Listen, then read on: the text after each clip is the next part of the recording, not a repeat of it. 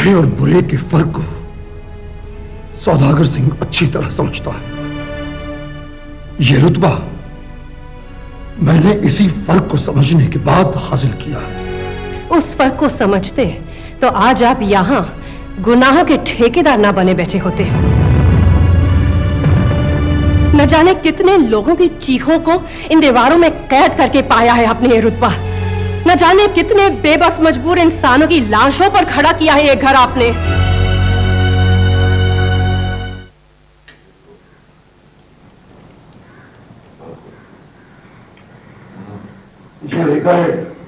सब लोग खामोश क्यों हो गए भाई?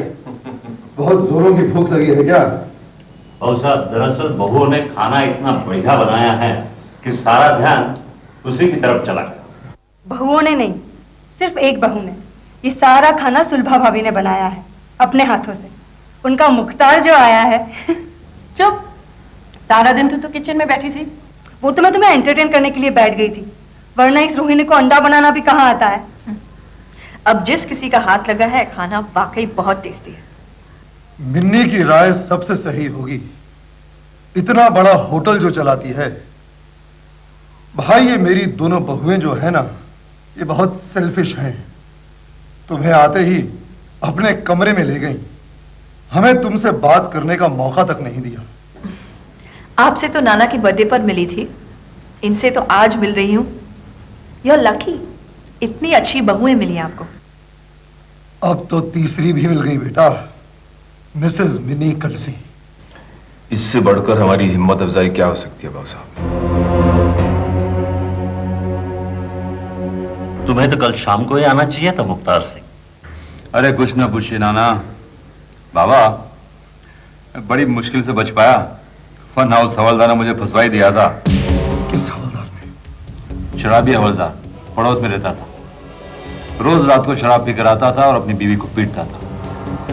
परसों रात को तो उसने हद ही कर दी। मैं ऐन वक्त पर नहीं पहुंचता ना, तो उस हवलदार ने बेचारी को मार ही दिया होता। फिर क्या बाबा, ऐसी मरम्मत की मैंने उसकी कि दोबारा ऐसी हमाकत करने की कोशिश नहीं करेगा। शाबाश बेटा, मुझे तुमसे यही उम्मीद थी। बाबू साहब, इस हरकत से इसकी सजा बढ़ सकती थी। मैं कुछ दिन और इसके बगैर जी लेता नगर कर, लेकिन अगर ये उस रोज उस औरत पर जुल्म होता देख खामोश रहता, मैं इसे कभी माफ नहीं करता, कभी नहीं। बाबा, मैं आपका बेटा हूं, ऐसा कभी हो सकता है क्या? खैर, आप सब लोग हमारी खुशी में शामिल हुए, मुझे बहुत अच्छा लगा। हमें कैसा लगा इसका अंदाजा आप नहीं लगा सकते बाबू साहब। बाबू साहब, बस कभी कभी इस तरह हमें बुलाया कीजिए। जब भी दिल करे बेटा, जरूर चले आना, और मिन्नी को भी साथ लाना। इसे तो हमने अपनी बहू बना लिया है, इसलिए आज से इस घर के दरवाजे तुम्हारे लिए हमेशा खुले रहेंगे। Thank you very much.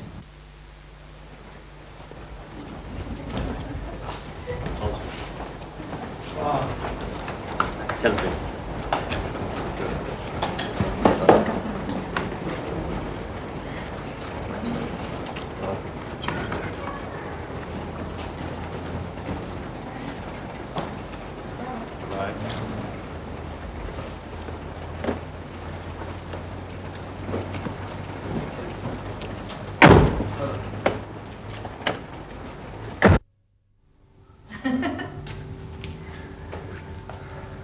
अब बोलो मेरी जान, आज की शाम कैसी लगी? भाऊ साहब की बहुओं से मिलकर तो मैं हैरान हुई। बड़ी बहू सुलभा कितनी पढ़ी लिखी है, सो इंटेलिजेंट। उसके बच्चों को देखना चाहिए था। और छोटी बहू कैसी लगी? बहुत प्यार देने वाली, कितना हंसाती है वो। ये इनके हस्बैंड्स वही कारोबार कर रहे होंगे जो तुम कर रहे हो, है ना? फिर भी देखो कैसे प्यार से रहते हैं, कैसे एक दूसरे पर जान छिड़कते हैं। वो देखा, किसी हवलदार ने अपनी बीवी को पीटा और ये मुख्तार सिंह उसे मारने दौड़ा। हाँ, वाकई। तुम भी शादी से पहले कितने अच्छे थे। शादी के बाद कितने बदल गए हो तुम। अब बात बात पर मुझ पर टूट पड़ते हो तुम जो इतनी जिद करती हो मेरी जान, और फिर तुम्हें मालूम है कि मैं ऐसा क्यों हो जाता हूं। इतने सालों के बाद भी तुम मुझे एक बेटा भी नहीं दे पाई। बस भी करो केशव, बहुत हो गया। घूम फिर कर बात वहीं आ जाती है, बस।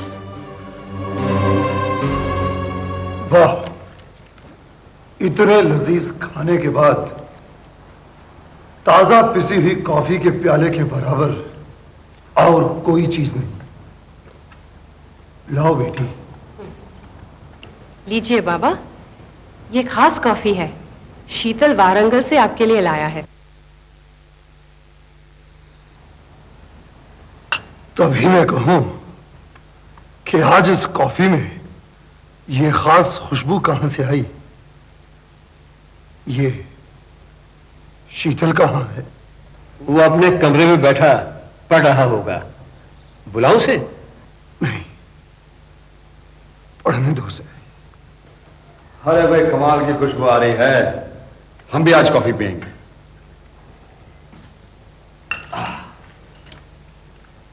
Thank you.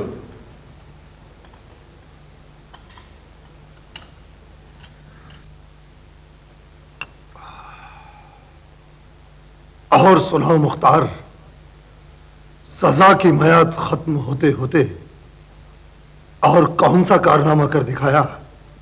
बस एक उसी हवलदार की जम के पिटाई की, जिंदगी भर याद रखेगा।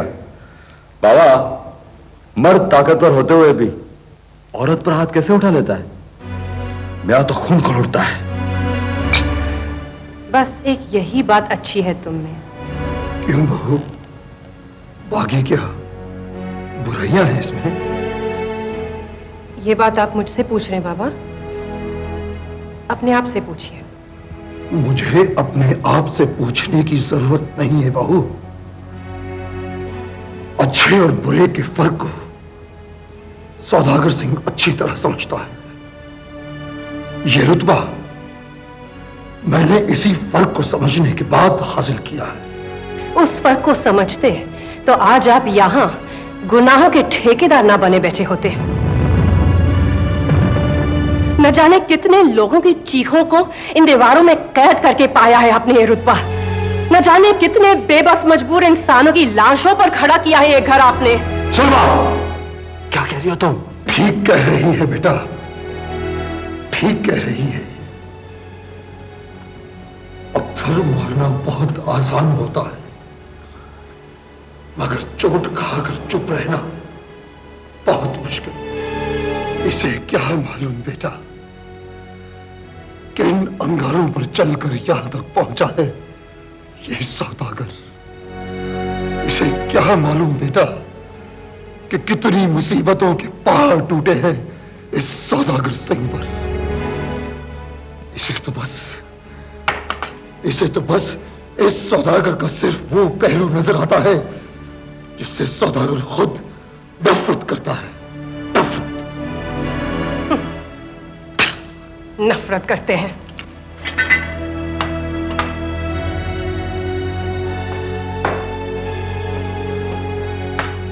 ये चली गई ना बेटा? हाँ बाबा। बाबा, अब बहू की बात का बुरा मत मानिए। वो आपसे बहुत प्यार भी करती है, यही ना? ठीक। मैं जानता हूं मेहर, मैं सब जानता हूं, और ये भी जानता हूं कि एक यही तो है इस घर में जो सौदागर सिंह के जज्बातों को झिंझोड़ती है। मैंने इसकी बातों का कभी बुरा नहीं माना, मगर मुझे तकलीफ होती है जब ये मुझे समझने की कोशिश नहीं करती। अगर ये मेरी बहू ना होकर मेरी बेटी होती और सौदागर सिंह की जिंदगी के उतार चढ़ाव से गुजरी होती तो शायद इस तरह बात न करती। मेहर, सौदागर सिंह ने जिंदगी की लड़ाई एकदम अकेले लड़ी है, एकदम अकेले। जिंदगी के अंधेरे में सौदागर सिंह को रास्ता दिखाने वाले सिर्फ दो थे। एक ने सौदागर को छोड़ दिया और दूसरे को इस सौदागर ने खुद। आपको एक बात बताना तो भूल ही गया। वहां सरहद की चौकी पर अचानक एक ऐसे आदमी का सामना हुआ जिसका नाम सुनकर आप बहुत खुश हो जाएंगे। शुक्र है कि उन्होंने मुझे पहचाना नहीं, वरना बहुत शर्मिंदगी उठानी पड़ती। कौन था वो? आप ही अंदाजा लगाइए बाबा। जब वजाहत अली ने उनसे मेरा तारुफ करवाया कि मैं सौदागर सिंह का बेटा हूं, तो ठिठक गए। कहने लगे कि एक सौदागर सिंह उनका जिगरी दोस्त हुआ करता था। अपनी बीवी की मौत के बाद अपने बच्चों को लेकर न जाने कहां निकल गया, और फिर अचानक मेरी तरफ मुड़े और पूछा, कहीं तुम्हारा बाप कानपुर का तो नहीं? बाबा, मैंने झूठ बोला। मैंने कहा, नहीं, हम बंबई के हैं। बताइए कौन हो सकते हो? वो तो ब्रिज नारायण होगा, मेरा यार बिरजू। हाँ हाँ, वही होगा, वरना कानपुर की बात और कौन कर सकता है? हाँ बाबा, वो ब्रिज चाचा ही थे, बड़े अफसर बन गए। बाल कुछ कुछ सफेद हो गए, और हाँ, थोड़ा सा पेट निकल आया है। बाकी तो सब वैसे का वैसा, जैसा तब जब हमारे साथ क्रिकेट खेला करते थे। अरे वेलकम वेलकम। अरे अंकल के बच्चे, ये सरासर चीटिंग है। हाँ, मैं आउटडोर नहीं हूँ। क्यों क्यों? क्यों क्यों? तुम्हारे चाचा तो अभी आए हैं, ये टीम में शामिल थोड़ा ही थे। नहीं नहीं नहीं, ये मैच कल से शुरू हुआ है, मैं इसकी टीम में शामिल हूँ। ठीक है भाई, अब तुम्हारे चाचा का क्या हमारी कहाँ चलेगी। लो अपना बैट संभालो और हम अपनी हार मानते हैं। तो करिए बॉलिंग। बेटा थोड़ी देर बाद खेलते ना यार। आप भाग रहे, देखो माँ भाग रहे। अरे नहीं बेटा, अब तुम्हारे चाचा आए हैं, इनके पास बैठकर 2 मिनट बात भी तो करनी है। 2 मिनट नहीं भाई, मैं तो आज पूरा दिन यहाँ गुजारने की सोच रहा हूँ। सच? Of course. हाँ चलो चलो बेटा। भाभी जी के संडे स्पेशल की खुशबू वहाँ तक आ पहुँची है, मेरे पुलिस थाने पर। क्यों भाभी जी, आज ऐसा क्या पकाया जा रहा है जो देवर पर नजर नहीं पड़ती आपकी? बेदाने की दाल पका रही हूँ अपने देवर जी के लिए। अरे बाप रे, ये रहा असली पकवान। बाकी सारे पकवान तो अमीरों के चोंचले हैं। हाँ देखा, मेरे भाई ने तुम्हें लाजवाब कर दिया। अब बोलो जवाब दो इसका। अब बहू भी इनके लिए ऐसी ढूंढ कर लाऊंगी जो बगैर दाने के दाल और बिना गेहूं के रोटी पका सके। चल जाके अंदर बैठते हैं, बात करते हैं, नहीं तो यहाँ से मैदान छोड़कर भागना पड़ेगा। चल अंदर। क्यों क्यों देवर जी, शादी ब्याह का नाम सुना नहीं और भाग खड़े हुए। चल ना अंदर, तुम्हारी बीवी कल की बात फिर से लेकर बैठी। चल अंदर। अच्छा बसंती, चाय अंदर भेज देना। ले शीतल के साथ। भाभी जी शक्कर कम। हाँ हाँ।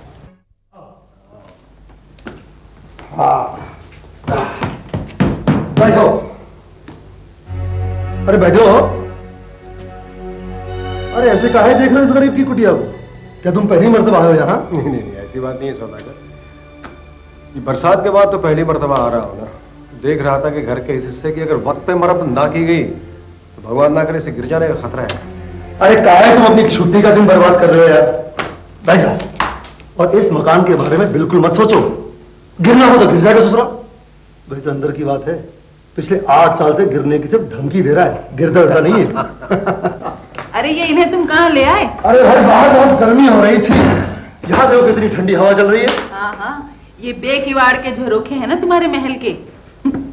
अरे मेरी भाभी जहाँ भी रहेगी वो जगह अपने आप महल बन जाएगी। बस बस देवर जी रहने दो, चाय पियो, यूं आसमान पे मत चढ़ाओ। अरे भाई मेरा दोस्त गलत थोड़ी कह रहा है। अब तुम भी रहने दो अपनी चोचलेबाजी। ये लो चाय पियो। है ना, दूध रखा था उबलने को।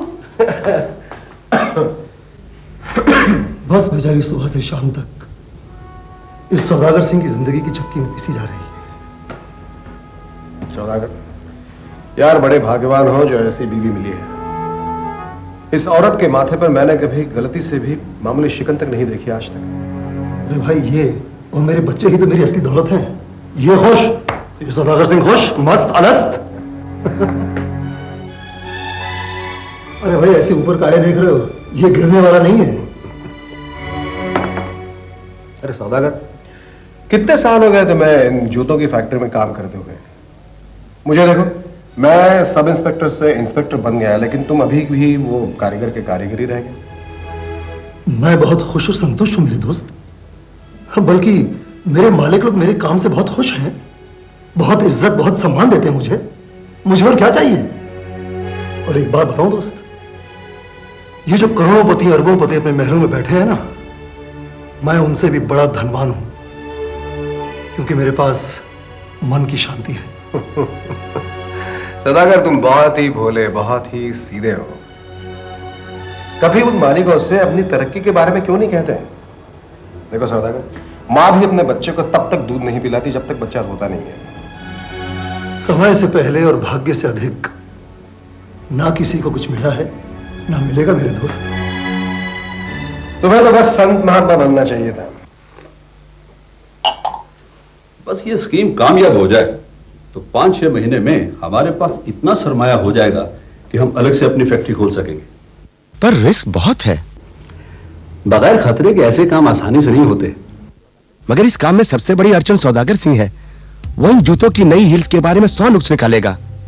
हाँ, वो इतनी आसानी से कायल होने वाला आसामी नहीं है। अगर उसे हम नहीं मना सके तो सीधे मालिकों के पास पहुंच जाएगा। मेरी एक बात मानेंगे आप? उसे डिजाइनिंग सेक्शन से किसी दूसरे सेक्शन में भेज देते हैं। नहीं, बगैर किसी वजह के हम ऐसा नहीं कर सकते, लेकिन किसी न किसी तरीके से उसे अलग करना भी जरूरी है। एक काम करते हैं, क्या? उसकी प्रमोशन कर देते हैं, सुपरवाइजर डिलीवरीज। Excellent idea. तो ये काम अभी कर देते हैं। डिजाइनिंग डिपार्टमेंट में जाओ और सौदागर जी को बुला कर लाओ। हाँ, ये काम हो गया तो समझ लीजिए स्कीम कामयाब हो गई। तो बस अब हमें अपने नए डिजाइनर को सब समझा देना चाहिए। आप बेफिक्र रहिए, डिजाइन उसी ने बनाया है। आदमी 100% भरोसे का है। आपने मुझे बुलाया? बैठिए सौदागर सिंह जी। जी मैं ठीक हूँ जी। बैठिए ना, नहीं तो हमें भी खड़ा रहना पड़ेगा। बैठिए। शुक्रिया। फरमाइए सेठ जी। आपको एक अच्छी खबर देने के लिए बुलाया है। हम सभी आपकी ईमानदारी, शराफत और काबिलियत पर बहुत खुश हैं। यह कारखाना आप जैसे वर्कर्स पर दास करता है। क्यों शर्मिंदा कर रहे हैं सेठ जी? ये फैक्ट्री तो हमारी अन्नदाता है, इसकी सेवा करना तो मेरा धर्म है। इसी सेवा के लिए तो आपको सुपरवाइजर बनाया जा रहा है। तनख्वाह भी दुगनी की जा रही है। आप कल से इस सारी डिलीवरीज के इंचार्ज होंगे। सच?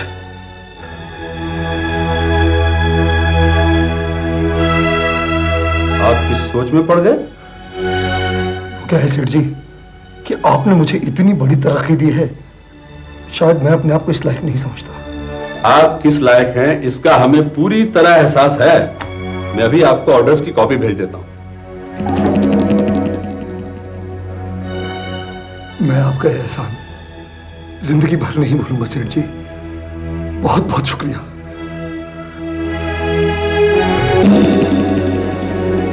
शुक्रिया।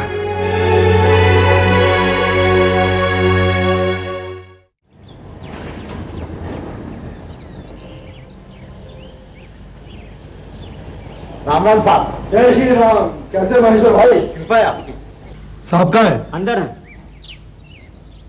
इंस्पेक्टर साहब, ओए थानेदार साहब। आओ आओ सदागर सिंह आओ। अरे यार यहाँ बैठे तो क्या करूं, दफ्तर में बैठा नहीं होता तो कहाँ होता। क्या बात है? चलो भाई, सबसे पहले मुंह खोलो जल्दी फटाफट। आहा, लो जल्दी लो। ये क्या है? अरे यार, कभी तो पुलिस तफ्तीश के बगैर भी बात किया करो। चलो जल्दी मुंह खोलो। बताओ तो सही क्या है? अरे यार, मैं तुम्हारा मुंह मीठा करा रहा हूँ, तुम्हें भी कड़वी दवाई नहीं पिला रहा हूँ। लो जल्दी खोलो। अब कम से कम ये तो बताओ कि ये मिठाई किस खुशी में बांटी जा रही है? अरे बताता हूँ भाई, बताता हूँ। मैं फैक्ट्री से 30 किलोमीटर की रफ्तार से सीधे तुम्हारे पास आया हूँ कि सबसे पहले खुशखबरी मैं तुम्हें सुनाऊंगा। अब ये लंबा चौड़ा भाषण रहने भी दो, बताओ क्या हुआ क्या है? तरक्की, डबल प्रमोशन। क्या कह रहे हो? कल तुम ही कह रहे थे ना कि बिन मांगे कुछ मिलता नहीं। अरे भाई, मेरे भगवान ने मेरी सुन ली और चमत्कार दिखा दिया। मेरे चीफ ने खुद मुझे बुलाकर मेरी तरक्की का हुक्म जारी किया है। हुक्म। सौदागर सिंह। सौदागर सिंह, मुबारक हो, मुबारक हो, मुबारक हो। दोस्त, ये सब तुम्हारे प्यार, और तुम्हारी दुआओं का नतीजा है। ए सौदागर सिंह, अब यहाँ बैठो और ये बताओ कि पौधा क्या मिला? तुम्हारा ये यार सुपरवाइजर बन गया है। अच्छा, सुपरवाइजर ऑफ डिलीवरीज। और एक और खुशी की बात, तनख्वाह डबल हो गई है। बहुत खूब, बहुत खूब। अरे नगराज, इधर आओ। जी सर। अरे सुपरवाइजर साहब के लिए कुछ चाय पाने का इंतजाम करो। अरे नहीं भाई नहीं। क्यों? इस वक्त नहीं, ये खुशखबरी आकर तुम्हारी भाभी को भी तो देनी है। हाँ, वो भी बात ठीक है, ठीक है। अच्छा ऐसा करो, ये मिठाई तुम्हारे लिए। अरे नहीं, ये अपने घर ले जाओ, बच्चों के लिए। अरे बच्चों के लिए भाई, ये है ना। ऐसा करो, इस मिठाई को थाने में बांट दो, ठीक है? मैं चलता हूं। अच्छा सुनो, बिना भूले मेरी भाभी को मेरी तरफ से मुबारकबाद कहना। तो तुम खुद नहीं आओगे? क्यों नहीं आऊंगा, जरूर आऊंगा, लेकिन आज नहीं। आज बहुत काम है, कल शाम का आता हूँ। मुझे यकीन है कि मेरी भाभी मुझे कुछ खास चीज खिलाएगी। तो एक बार आ तो जाए यार। जयराम जी की। जयराम जी की।